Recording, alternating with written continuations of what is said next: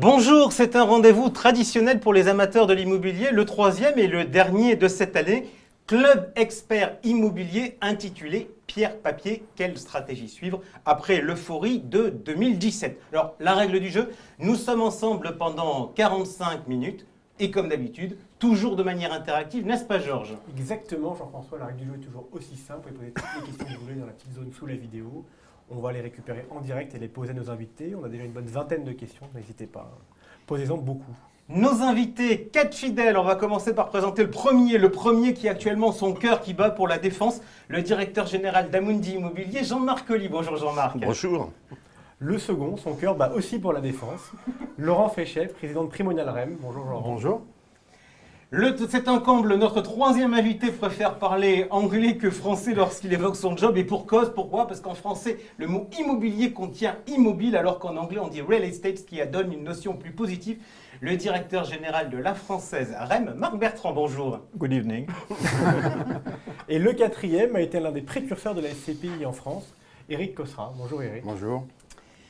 Un menu complet ce soir avec 4 plats. Les experts décryptent l'actualité, les experts prédisent l'avenir. Quid de l'inflation, quid de la croissance, quid des taux et bien sûr, quel impact sur l'immobilier.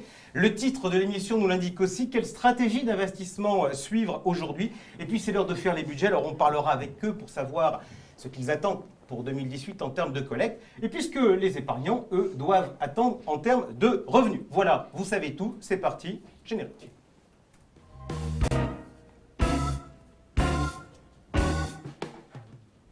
On commence donc par décrypter l'actualité et pour commencer, on va commencer par regarder les chiffres que nous a communiqués l'ASPIM, l'association professionnelle, sur la collecte en ce début d'année 2018. Alors, on le voit, si l'on regarde les tendances, ça fait déjà quelques années que la collecte des SCPI flambe. Eh bien, pour le premier semestre, l'ASPIM nous annonce une collecte de 3,8 milliards en net, ce qui correspond à une progression de 56% par rapport à l'année précédente. Et l'ASPIM nous dit que la collecte devrait être sur l'exercice 2017 en comprise entre 8,5 et 8,7 milliards. On va donc exploser tous les plafonds. Alors on va essayer de faire un point aujourd'hui sur la situation.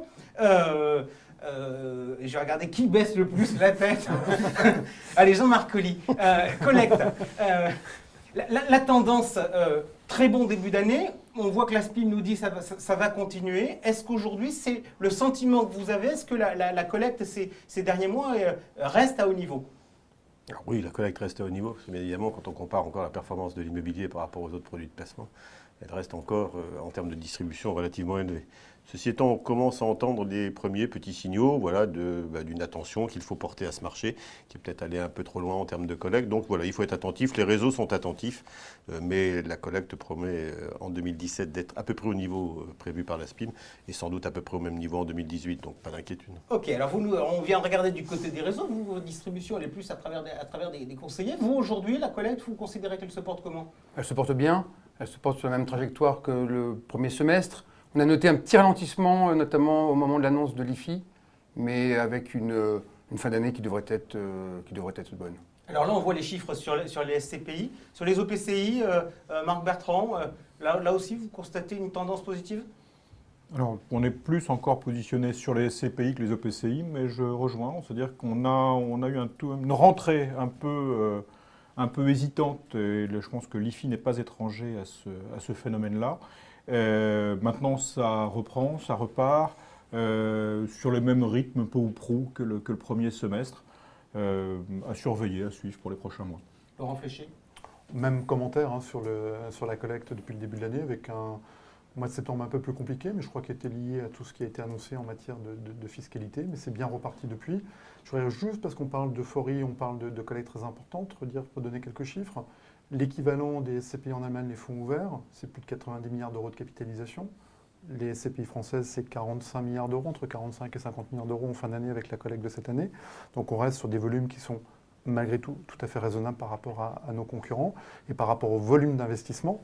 Parce qu'aujourd'hui on se situe en Europe, on voit qu'il y a une vraie diversification au niveau de l'investissement, et quand on se compare à un volume sur l'immobilier tertiaire de plus de une centaine de milliards d'euros de transactions, voit que les SCPI, malgré tout, restent un petit intervenant dans le monde de l'investissement. Ok, j'ai entendu dans les discussions, là on a dit, il y a quand même eu un petit effet IFI, donc je vais rester avec vous, Laurent Fléchy, il y avait un combat pour essayer de se battre pour le fait que les SCPI, les OPCI ne soient pas pris en compte dans l'IFI.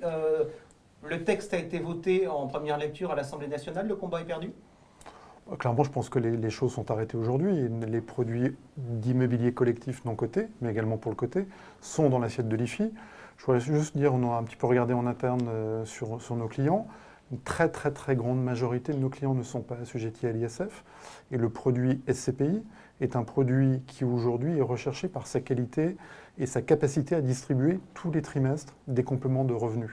Beaucoup plus que sur la performance et la création de valeur et le TRI qui est attendu.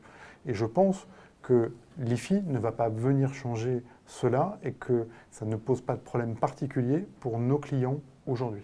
Jean-Marc Colli, est-ce qu'on ne s'est pas un peu trompé de combat sur l'IFI? Parce que finalement, la suppression de l'ISF et son remplacement par l'IFI, ça fait que même les gens qui ont de l'immobilier, ils vont quand même payer moins d'impôts sur le patrimoine qu'auparavant. Alors, oui, parce que globalement, toute la partie valeur mobilière est exclue de l'ISF, donc tout le monde en profitera, ou du moins la partie des gens qui sont assujettis à l'ISF en profiteront.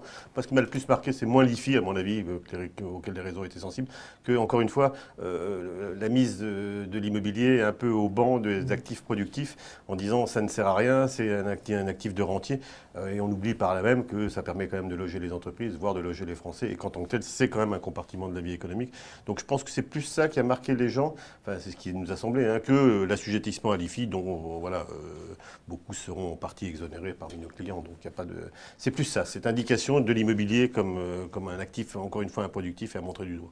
Éric Cossera, au-delà de ce que vient de nous dire Jean-Marc Colli, est-ce que finalement, l'enjeu pour l'immobilier, c'était pas plutôt la flat tax que l'IFI? Certainement, c'est un tout. Je rejoins Jean-Marc Colli quand il dit que ça donne une image qui n'est pas forcément positive et ça ostracise un produit. Un produit, la SCPI et l'OPCI, c'était quand même des produits retraite qui ont toute leur légitimité, qui financent l'économie, contrairement à ce qui a été également dit.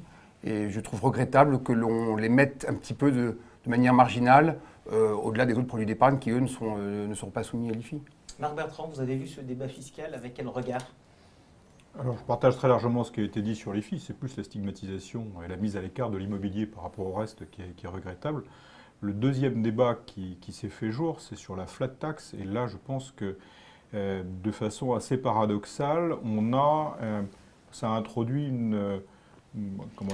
alors que les taux de fiscalité étaient assez bien alignés entre les différents placements, les sociétés commerciales avec les dividendes, les OPCI ou les SIC avec donc leurs revenus et leur régime un peu spécial, et puis les revenus fonciers qui étaient à peu près avec un taux aligné.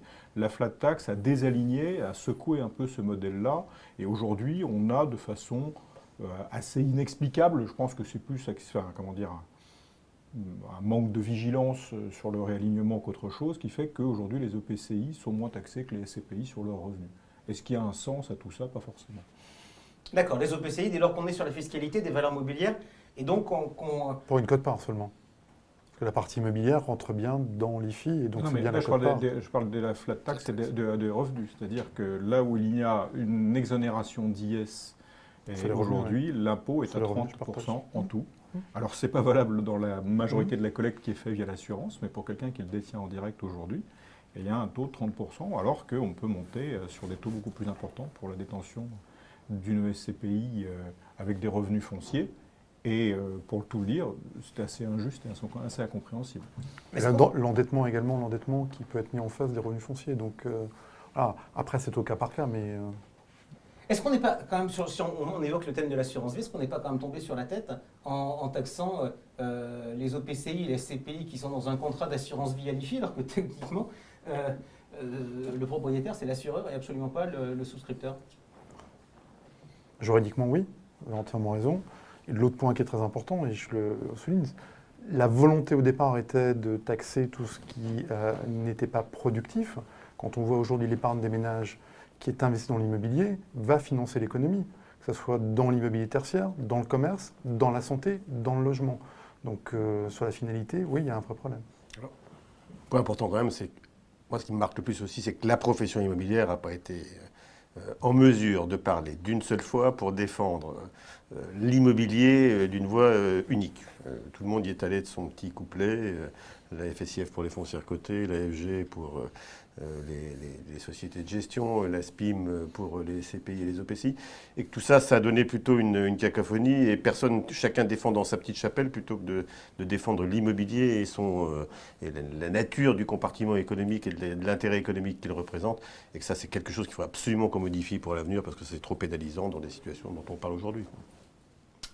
La porte de sortie pour l'immobilier, ça serait que l'IFI soit déclaré comme étant anticonstitutionnel? C'est la rumeur qui passe, qui court. Allez, on regarde les questions qui... Je vais être, sur le premier thème, on a déjà beaucoup répondu aux questions. On fait demander effectivement l'impact de l'IFI. C'est-à-dire que finalement, c'est assez anecdotique pour vous aujourd'hui. Donc vous avez plutôt bien répondu, même totalement. Un point sur l'habitation, même si vous en faites Oui, on nous plus ou demande- moins, parce qu'on a quand même la question qui nous vient. Donc, On nous demande juste effectivement si vous ressentez qu'il y a un impact de l'IFI sur l'immobilier d'habitation et que l'IFI va permettre de plus faire tourner le marché. Il y a probablement un petit peu tôt pour le dire, et je pense que ce sera à la marge, personnellement. Je reste convaincu au-delà de l'IFI que l'habitation est une classe d'actifs sur laquelle il faut être. Il y a de plus en plus aujourd'hui, on a deux éléments qui sont très forts. C'est la compression des taux sur l'immobilier tertiaire, qui fait que, pour la première fois depuis très longtemps, l'immobilier résidentiel devient, en termes de rendement courant, de nouveau intéressant, et avec une volatilité qui est beaucoup plus faible. Donc c'est la raison pour laquelle on porte une attention toute particulière au secteur de l'habitation, hors système de défiscalisation, bien évidemment, et pourquoi pas avec le lancement d'une SCPI dédiée à l'habitation. ok, pour résumer, donc sur cette première partie, en dépit des évolutions fiscales qui pourraient paraître comme étant défavorables et stigmatisant l'immobilier, la collecte continue de se maintenir à un haut niveau. Donc je vous propose tout de suite qu'on essaie de passer à la suite pour voir que faire, que font-ils de cet argent, où l'investissent-ils, et puis avant, comment voient-ils l'environnement en 2018? Tout de suite, la suite.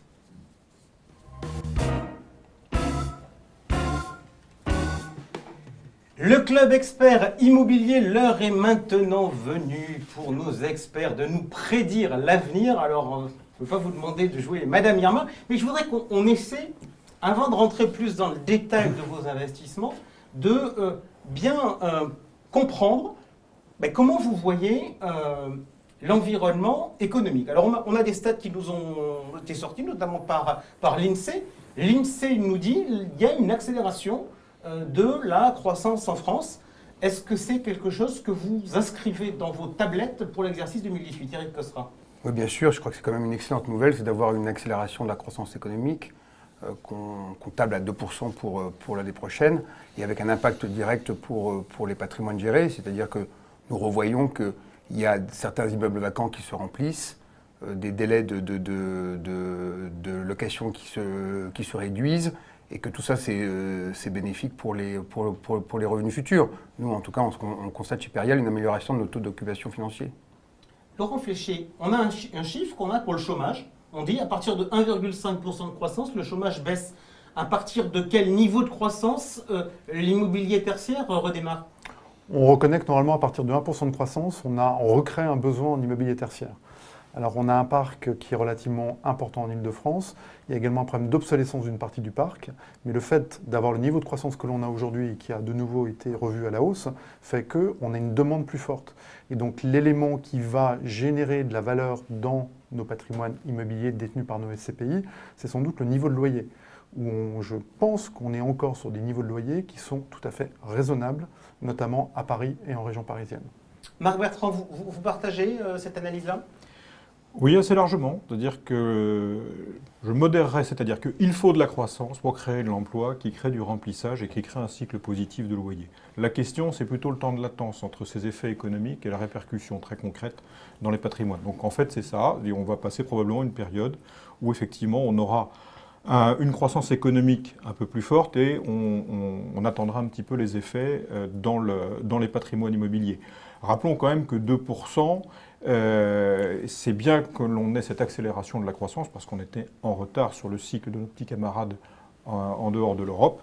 Et d'ailleurs, quand on rencontre des étrangers assez nettement, ils se disent qu'on va connaître une phase de rattrapage économique de la France qui a été bien en retard. Donc, c'est le phénomène d'accélération.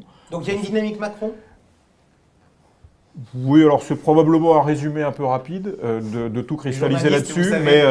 mais il y a indiscutablement un effet positif, une image jeune, une image favorable à l'Europe, et une image favorable aux réformes. Ça fait un moment qu'on attendait ça en France, donc on ne va pas gâcher notre plaisir du fait de pouvoir parler positivement de la France, surtout que par effet de comparaison, quelques voisins, notamment outre-Manche, sont un peu plus embarrassés pour parler positivement de leur pays.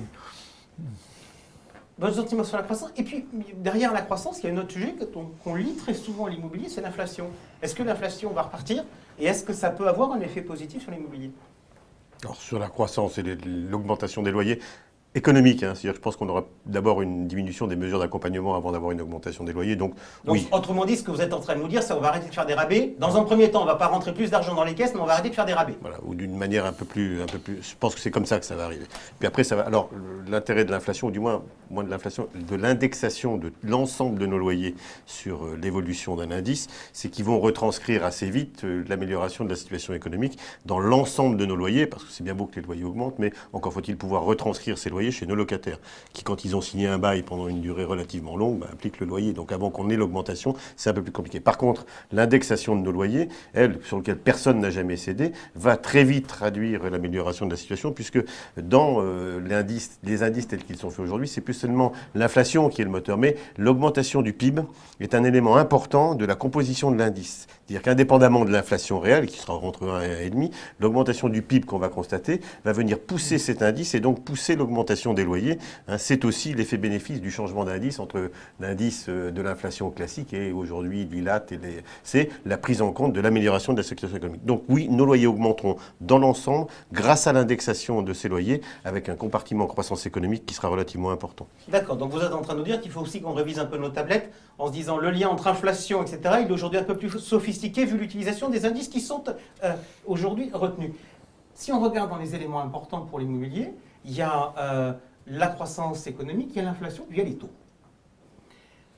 Alors, on va être honnête, j'aurais presque tendance à dire que sur les taux, tout le monde se plante constamment. Tout le monde avait annoncé en début d'année que les taux allaient remonter. J'ai regardé tout à l'heure, on a un OAT 10 ans qui est à 0,61%. Il était à 0,69 au 1er janvier. Autrement dit, depuis le début de l'année, les taux ont baissé, même s'ils ont monté, mais on est plutôt sur un niveau de baisse par rapport au 31 décembre. Vous voyez l'année 2018 comment sur les taux, Éric Cosserin?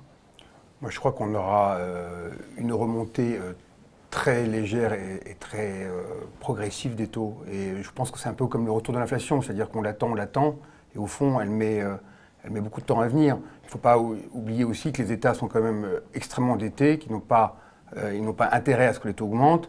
Mario Draghi a réduit le quantitative easing, il ne l'a pas supprimé. Donc ça veut dire qu'il va encore avoir des rachats importants d'emprunts l'année prochaine et que nous, en tout cas, on table sur un maintien des taux, en tout cas une remontée très progressive, il n'y aura pas de flambée. Jean-Marc Colli?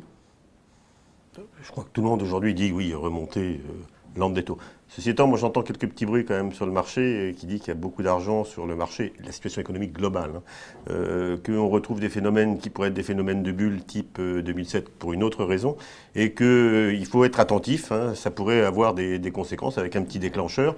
Donc il faut qu'on soit, nous, dans notre gestion immobilière, sans doute en ligne avec ce que dit Éric, ça remontera doucement, mais qu'on se prépare à éventuellement une remontée un peu plus rapide s'il y avait un événement économique un peu plus dur. Donc c'est ça toute la difficulté de 2018 pour nous, c'est en étant conscient que ça peut rester relativement bas, préparer quand même la suite et se dire quelle va être la conséquence de cette augmentation des taux sur nos valeurs d'expertise, sur les prix de nos acquisitions, etc. C'est ça l'important. Est-ce qu'il y a encore une logique économique dans la fixation des taux d'intérêt à long terme? Ou est-ce que finalement on est dans un marché qui est complètement biaisé parce qu'il y a la Banque centrale qui achète et puis voilà quoi? Je pense qu'il faut, sur ce point-là, être relativement humble et se dire qu'on est sans doute dans un environnement économique qu'on n'a jamais connu jusqu'à présent. Et vouloir faire des comparaisons par rapport à ce qu'on a pu vivre précédemment est complexe parce que la donne a complètement changé. Aujourd'hui, on le voit bien, on est quand même dans un environnement piloté par les banques centrales avec une vigilance qui est très forte. Mario Draghi a certes dit qu'il était prêt à limiter le quantitative easing. Néanmoins, il a quand même également précisé que s'il le fallait, il le remettra en place parce que tout ça est relativement stable tant que les marchés sont relativement mesurés et on est à la merci d'une petite étincelle. Donc dans tout ça, je pense qu'on a une visibilité, je pense moi pour ma part, qu'en 2018 les taux ne vont pas remonter Ils vont remonter à moyen terme, mais ça mettra beaucoup plus de temps qu'on veut bien le dire. Marc Bertrand? C'est vrai, enfin, je partage assez largement ce qui a été échangé. On ne voit pas les taux remonter rapidement sur 2018 parce que globalement, que ce soit la Banque centrale, les États, personne n'a le choix. Mais partager également le fait que, de manière évidente, on ne déverse pas des quantités, telle quantité de liquidité sur les marchés sans que ça ait d'effet sur la valeur des actifs. Donc on est un peu en terre inconnue en se disant qu'on a atteint des prix qu'on n'a jamais atteints, mais dans un contexte qu'on n'a non plus jamais vécu. En quoi les taux sont importants pour l'immobilier et pour les SCPI? Effet valeur du bien immobilier, effet recours au levier. On a une question Oui, il y a justement. pas mal de questions sur le levier, c'est-à-dire à quel point vous utilisez le levier pour anticiper une collecte future et comment vous protégez si justement le marché se retourne, soit d'un point de vue collecte, soit d'un point de vue prix de l'immobilier. Alors on va commencer par ce chapitre-là. Est-ce que vous utilisez du levier pour anticiper la collecte future? Est-ce que vous utilisez du levier pour accroître la performance? Et est-ce que le niveau actuel des taux, une éventuelle remontée, peut être problématique? Jean-Marc Colly. Nous, on utilise le levier pour les deux, plutôt du court terme pour anticiper la collecte, mais beaucoup de l'effet de levier structurel. Parce que dans le contexte de taux et d'investissement de nos immeubles, la manière de servir la performance attendue par les associés, c'est de profiter de l'effet rélutif de financement. Et donc, on s'inscrit dans une durée structurelle d'effet de levier. Alors, comme on sait que les taux peuvent remonter, qu'il faudra un jour, on essaye aujourd'hui d'allonger la durée de nos prêts pour profiter le plus longtemps possible du contexte de taux bas, et puis essayer, si un jour les taux remontaient, de passer peut-être une phase de marché, et puis de se retrouver quelques années plus tard avec un contexte de taux qui serait différent. Donc allonger le taux pour profiter du bas et se protéger de ce qui pourrait arriver. Laurent Fléchy. On a un effet de levier qui est tout à fait modéré sur nos produits SCPI, qui se compose en deux types d'effets de levier. Un premier qui est une dette plus corporate, qui nous permet d'avoir une bonne adéquation entre les investissements et la collecte. Pour acheter un immeuble, il faut, on va dire, 5-6 mois. Et donc, garder pendant 5-6 mois de la collecte qui ne produit pas de rendement, c'est très dilutif. Donc, on se donne les moyens d'éviter cela avec ce crédit corporate. Et on a mis en place, de façon très mesurée, ça représente des 15% à peu près, de l'effet de levier long terme dette hypothécaire en taux fixe. Donc, on n'est pas à la merci d'une remontée des taux sur cette partie-là. On est en taux fixe avec des taux qui sont extrêmement bas aujourd'hui et sur des durées de 10 ans en moyenne. Marc Bertrand.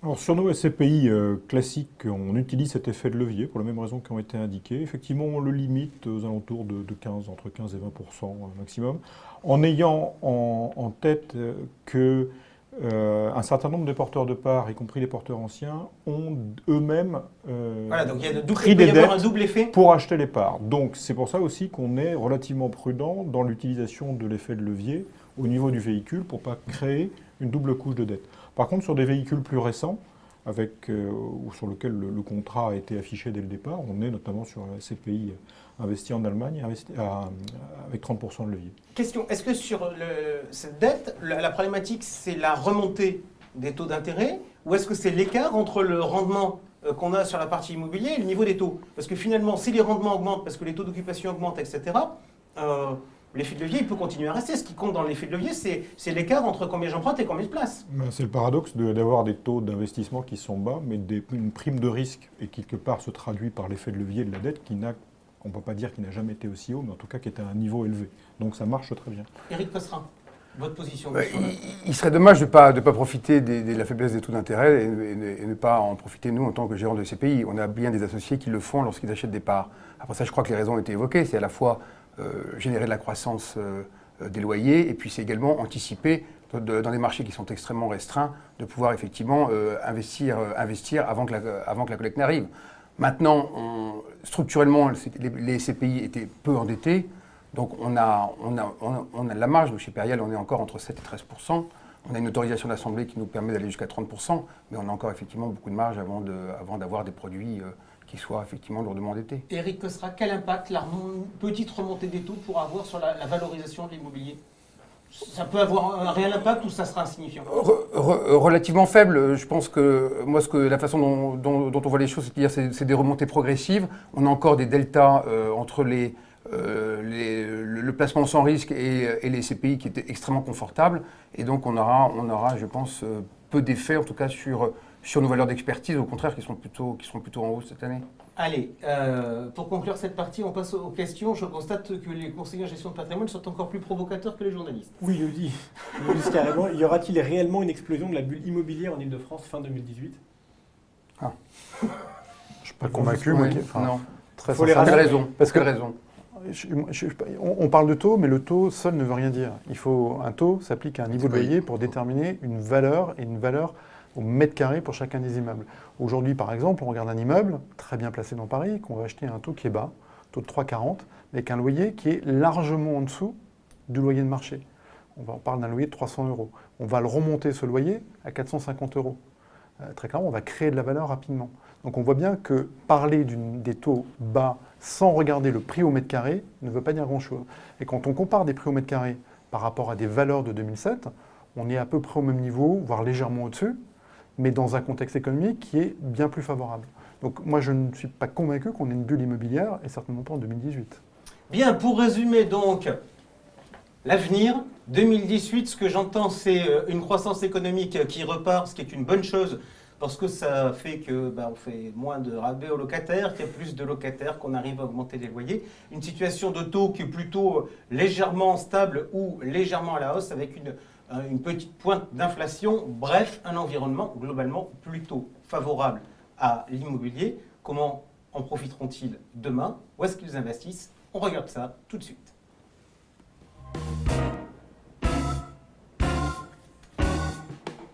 Le club expert immobilier, les bonnes stratégies pour investir aujourd'hui. Alors, on va rentrer maintenant dans des projets, dans du concret, dans des achats. Allez, tiens, Jean-Marc Colli, je disais tout à l'heure en introduction, vous avez le cœur à la défense.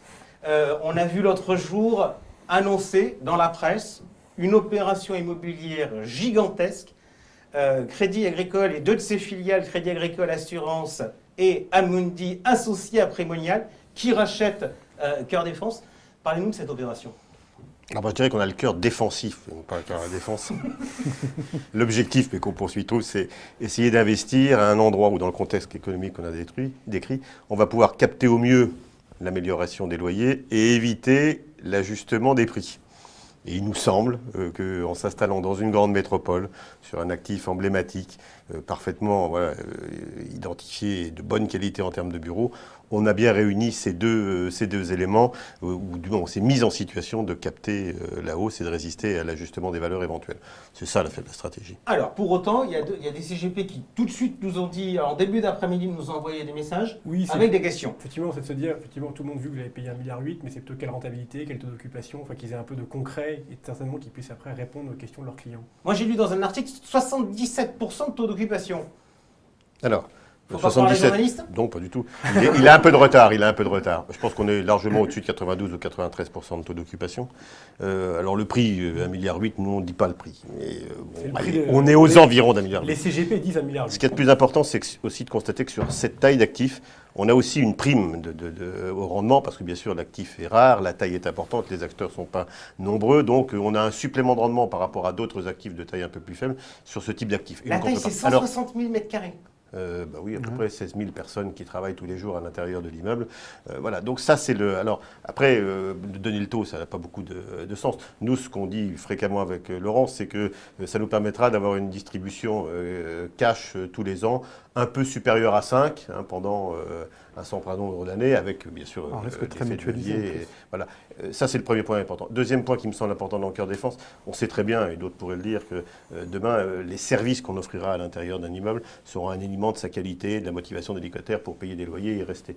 Le moins qu'on puisse dire, c'est qu'avec Cœur Défense, on a au moins la taille pour pouvoir offrir et partager des services dans ces immeubles, et qui, donc, la taille de l'immeuble est encore un élément de la sécurité de ces cash flows pour les années futures. Laurent Fléchier, vous nous disiez tout à l'heure, les SCPI françaises sont petites par rapport au fonds allemand. C'est pour ça qu'on a aujourd'hui besoin de s'associer quand on rachète de tels actifs? Je voudrais surtout qu'on regarde quand même un petit peu le chemin parcouru. Moi, quand j'ai commencé à travailler dans le monde des SCPI, un peu plus d'une dizaine d'années, la majeure partie des investissements étaient plutôt des locaux d'activité en province loués à des PME. Qui aurait pu dire, il y a 10 ans, que des SCPI rachèteraient Cœur Défense, le plus gros ensemble immobilier tertiaire de bureaux en Europe? Personne.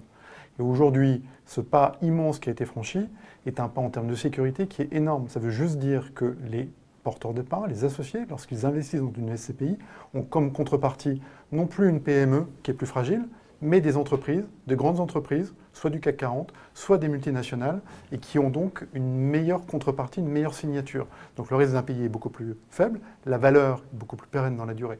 Donc je pense qu'il est important de le redire, de le signaler, et c'est un énorme chemin qui a été fait. Jean-Marc Collier, justement, quels porteurs de SCPI ont fait cet investissement? C'est une SCPI spécifique? Ça s'est passé comment le montage? Nous, on aime bien faire profiter des bons produits à tous nos véhicules.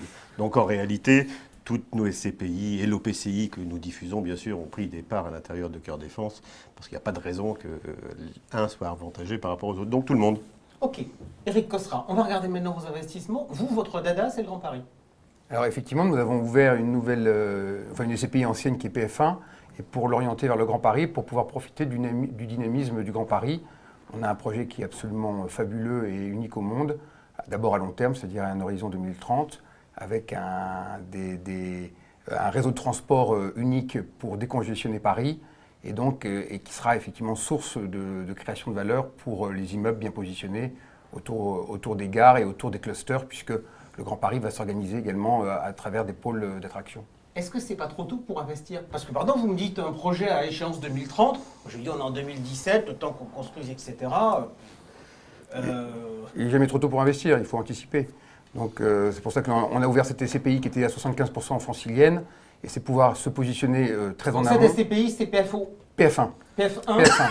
C'est la plus ancienne SCPI du marché qui a eu 50 ans l'année dernière, qui était fermée depuis une vingtaine d'années, et qu'on a effectivement réouvert après avoir arbitré une partie de son patrimoine, de manière à pouvoir profiter de la dynamique du Grand Paris. Et derrière la dynamique du Grand Paris, c'est effectivement les réseaux de transport, c'est quand même une ville-monde, c'est quand même une croissance économique qui est importante, une densité immobilière et d'entreprises qui est importante, c'est plus de 55 millions de mètres carrés.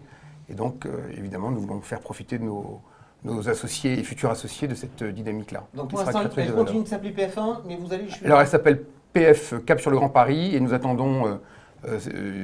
puisque nous avons déposé le nom, nous attendons certains délais pour qu'elle puisse s'appeler PF Grand Paris. Ok, Marc Bertrand, vous aussi le Grand Paris, ça vous passionne et vous trouvez que c'est une opportunité. Est-ce qu'il y a quand même, enfin, pardon, on est en France, on annonce de grands projets, des trucs, et puis après, est-ce qu'il n'y a pas un risque qu'il y ait des bugs? On a bien vu qu'au début, l'installation de cette grande métropole, il y a eu les débats, la mairie de Paris, Patrick Collier, enfin... Je crois que les débats, de toute façon, ils existeront toujours. On est en France, voilà, donc il faut assumer cette chose-là. Non, le Grand Paris, et Éric l'a tout à fait bien décrit, c'est une opportunité remarquable. À l'échelle de tous les projets des grandes capitales de l'OCDE, c'est probablement le projet le plus intéressant qu'on puisse avoir aujourd'hui. Donc ne gâchons pas encore une fois notre plaisir d'avoir une conjoncture économique qui s'améliore, des grands investissements publics, un regard qui change sur la France, pour profiter de cette dynamique-là. Je rajouterai 2 remarques. La première, c'est que le Grand Paris, aujourd'hui, est probablement encore surpondéré en matière de bureaux et qu'il y aura des choses très intéressantes à faire sur d'autres classes d'actifs, donc de l'immobilier géré, mais aussi pas mal sur le résidentiel. Donc il y a des gisements d'opportunités importants et qu'il faut qu'on rende, ça va être notre métier d'asset manager, que de rendre accessibles ces grands projets pour tous les porteurs de parts. Des questions de CGP ? Oui, alors sur le Grand Paris, on nous demande est-ce que vous allez jusqu'au début à financer la construction de nouveaux bureaux ou de nouveaux bâtiments, ou est-ce que vous financez qu'une fois que le bâtiment est construit? Alors, d'abord, on va se positionner en tant qu'investisseur, et puis après ça, il peut y avoir effectivement des restructurations. Ce que disait Marc est important, c'est-à-dire qu'après, la façon dont on se positionne par rapport aux immeubles, c'est aussi comment transformer les immeubles. C'est-à-dire qu'il peut y avoir effectivement des aménagements, des immeubles de bureaux qui peuvent devenir des immeubles d'habitation.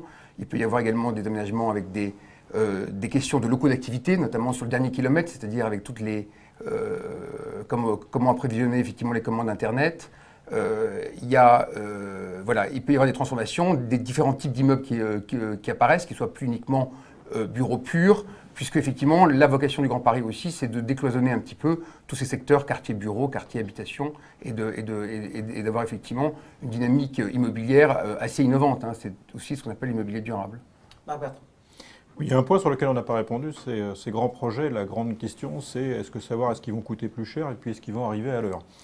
Pour le coûter plus cher, on a de bons indices aujourd'hui pour dire que ça va coûter plus cher. Bon. Mais ça, on le retrouvera tous dans notre feuille d'impôt.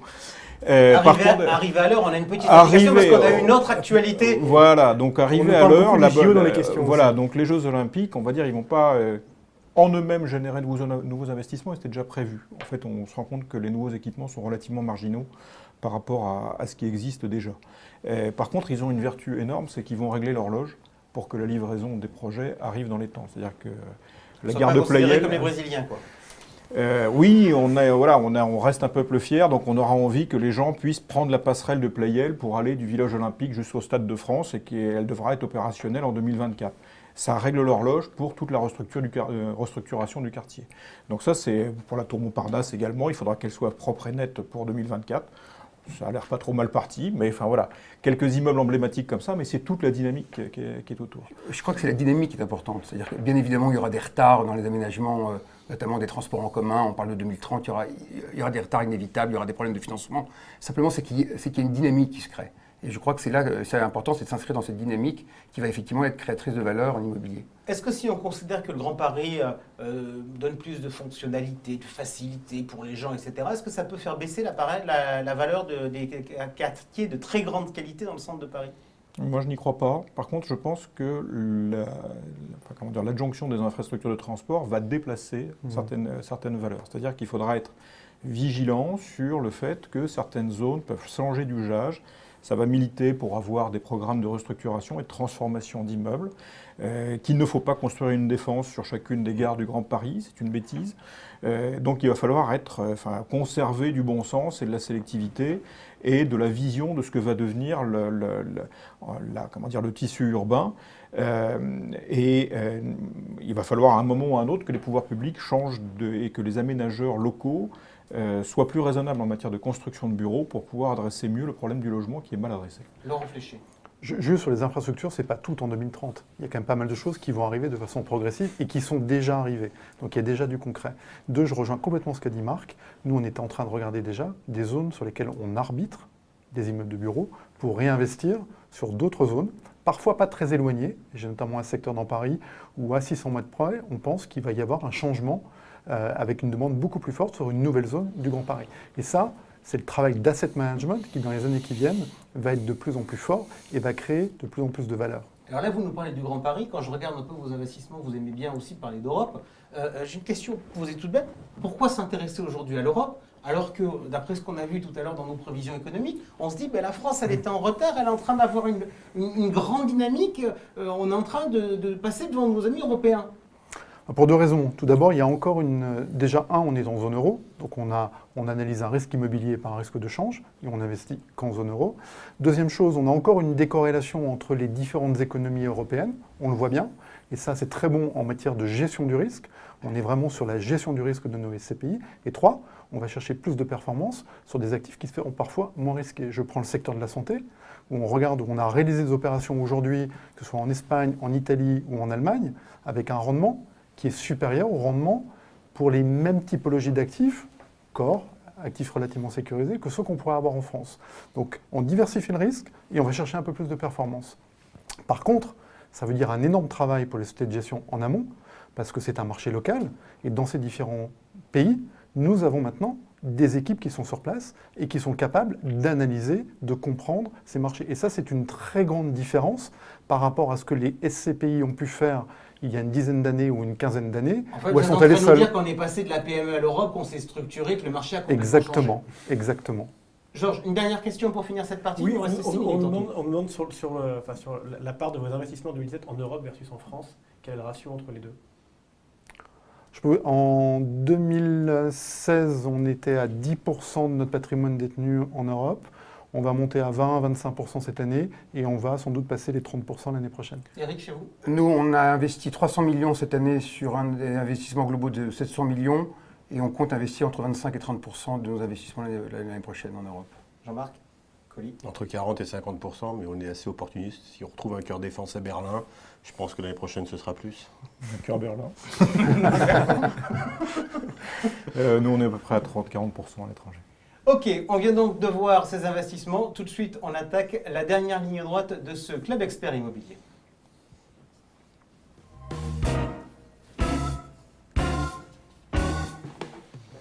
Il nous reste 5 minutes pour... c'est l'heure de faire les comptes. Nous sommes au mois de novembre. Au mois de novembre, qu'est-ce qu'on fait? On est tous en train de préparer nos budgets pour l'année prochaine. Donc les épargnants préparent le leur, les gestionnaires préparent le leur, les conseillers en gestion de patrimoine préparent le leur. Donc on va préparer le budget ensemble. Déjà, on va commencer à regarder le budget sur la tendance au niveau de la collecte. La collecte 2018, vous la voyez comment, Eric Cosra? C'est difficile de prévoir. Simplement, c'est que nous, on se table sur un maintien de la collecte autour de 400 millions comme cette année. Ok. Jean-Marc Colli. J'ai dit en introduction, on pense qu'on fera à peu près la même chose, mais donc un peu plus de 4 milliards d'euros de collecte. Mais il faut être attentif. Marc Bertrand. Je pense que les volumes de collecte vont toujours être importants, peut-être un peu plus sages qu'en 2017, mais peut-être que ça va se déplacer, que les thématiques et les événements dont on a parlé en début de cette émission vont jouer, que ça va déplacer peut-être un peu les flux entre produits, entre thématiques d'investissement. Laurent Fléchy. Un peu plus, un peu moins que cette année, j'en sais rien, mais sur une dynamique qui reste très positive avec une demande qui est forte sur ces produits-là. Donc, Ok. très positif en 2018 encore. Ça, c'est pour la situation de marché, pour savoir combien d'argent, combien les conseillers vont devoir collecter, combien vous allez devoir investir. Il y a une autre question que se posent les épargnants, notamment on a vu tout à l'heure que la SCPI notamment était très utilisée comme étant un produit qui distribue des revenus. Vous nous avez présenté un environnement où il y a une petite reprise de l'inflation, une amélioration de la situation économique, la capacité toujours qu'on a à faire du levier. Comment vous voyez dans vos produits respectifs l'évolution? Alors, si on regarde le DVM, ce fameux DVM, indicateur non épouvantable, on constate qu'il baisse, mais le DVM, c'est un ratio entre ce qui est versé et le prix de la part. On va plutôt s'intéresser à ce qui va être versé, c'est-à-dire en euros, en espèces sonnantes et trébuchantes tous les trimestres. La tendance va-t-elle permettre d'améliorer la distribution en euros ou pas, chez vous, Jean-Marc Colli? On voit plutôt une grande stabilité de la distribution. Je rappelle juste que depuis un certain nombre d'années, on distribue un tout petit peu plus que le résultat, grâce aux réserves qu'on avait accumulées, que l'amélioration de la situation économique va nous permettre justement de faire coller cette distribution au résultat dans un premier temps, puis bien sûr par la suite de l'améliorer. Mais pour l'année prochaine, grande stabilité. Grosso modo, chez vous, stabilité. On voit plutôt la même chose, c'est-à-dire que vous avez projeté un graphique aux téléspectateurs qui montre effectivement qu'il y a eu une diminution des DVM. Je suis d'accord que le mot n'est pas très joli. Pendant les dernières années, assez probablement, pour acter cette fin de baisse, on va passer plutôt par une phase de stabilisation, avant effectivement que l'on puisse parler normalement d'une reprise. Laurent Fléchy. Je partage ce qui a été dit, donc peu d'éléments à rajouter. Et on est vraiment sur la volonté de distribuer la performance naturelle. On a des actifs de très bonne qualité aujourd'hui, et donc on a une bonne visibilité dans la durée sur cette stabilité des performances. Eric Cosra, est-ce que vous serez contrariant? Non, je partage l'avis de mes confrères. Ce qu'on constate, c'est qu'on a quand même, nous, une amélioration des taux d'occupation qui est quand même significative et qui est importante. C'est une première étape. Ce n'est pas encore l'étape de l'augmentation des loyers. Et donc, on table, nous, sur un maintien des dividendes. D'accord. Des questions pour finir, Jean? Oui, enfin, vous venez de répondre, nous dites, est-ce que donc on peut tabler sur des taux équivalents 2018? Alors, de taux, non, on n'a pas répondu sur les taux. On a répondu sur les revenus. Est-ce qu'on pense qu'on va avoir des revalorisations de parts? Remontée des taux d'intérêt, a priori défavorable pour les valorisations de parts. Situation économique, les expertises aujourd'hui pour l'instant donnent quoi? C'est le 31 décembre, j'ai aucun élément là-dessus. Alors, chez nous, elles sont plutôt positives et il faudra effectivement que l'augmentation des expertises se reflète dans l'augmentation des valeurs de parts pour l'année prochaine. Un commentaire de ce côté de la table sur ce sujet-là? Grande stabilité, je crois que c'est la raison qu'il commande, même si on constate des taux qui ont baissé un peu sur le marché. Est-ce qu'il est vraiment utile aujourd'hui que nos expertises continuent à augmenter alors qu'on parle d'une remontée des taux et donc d'un ajustement des valeurs? Donc nous, on est plutôt pour prendre un tout petit peu de réserve et avoir une grande stabilité des valeurs. Ok, donc ça veut dire qu'on aura un taux, on peut se dire que le taux naturel de l'année prochaine, ce sera le taux coupon, c'est-à-dire ce sera la distribution et il n'y aura pas beaucoup d'impact au niveau des valeurs de part. Pas énormément. Une dernière question ou pas? On a une autre réponse. Non, après, il y a une question plus large. C'était comment est-ce que vous apprivoisez les nouvelles tendances de consommation des bureaux, en se disant aujourd'hui les sociétés prennent des bureaux plus petits à cause du télétravail, du coworking, etc. Et les tendances changent beaucoup plus vite qu'autrefois, c'est comme disent nos chers CGP. Ça, c'est la question sympathique quand il reste 30 secondes. Mais c'est un vrai sujet. Merci, Georges. Mais ça, chez nous, c'est un sujet de stratégie du Grand Paris, c'est-à-dire qu'au-delà de la stratégie géographique et d'investissement, il y a effectivement dans quel type d'immeuble investir et comment accompagner les changements de modes de travail qui existent et qui sont effectivement une réalité. Donc, on peut parler du coworking, du bureau flexible, du télétravail, et tout ça, c'était intégré dans un immobilier durable. Oui. Laurent Fléché en Je deux crois mots. que Laurent le fait chez lui en plus. Exactement, on se l'applique à nous-mêmes. Et honnêtement, on le voit aujourd'hui, il y a des vrais changements. En se l'appliquant à nous-mêmes, on se rend compte qu'on a besoin parfois de plus de surface, mais qui est utilisé différemment. C'est un sujet qui est important et honnêtement, il est compliqué d'y répondre en 30 secondes. Je pense qu'on pourrait même avoir un club expert complet sur à la fois les mutations dans le mode de la consommation sur le commerce, mais également dans le bureau, et ça serait passionnant. Eh ben, je vous propose qu'on fasse ça Le la prochain est prochaine lancé. fois, en début d'année, puisqu'on a parlé de 2018, en début d'année qu'on parle de ça et qu'on parle de vos projets. Voilà, c'était le Club Expert Immobilier avec Laurent Fléché de Primonial REM, Éric Cosra de Perial, Jean-Marc Colly d'Amundi Immobilier et Marc Bertrand de La Française REM. Voilà, c'est fini pour aujourd'hui, on se retrouve bientôt. Oui, on se retrouve Georges. dès mardi prochain, je vous rassure. On reste dans le groupe Primonial avec l'Office by Primonial, donc on va parler de groupement et de réseau de CGP, donc un autre sujet. Salut à vous tous, à la semaine prochaine.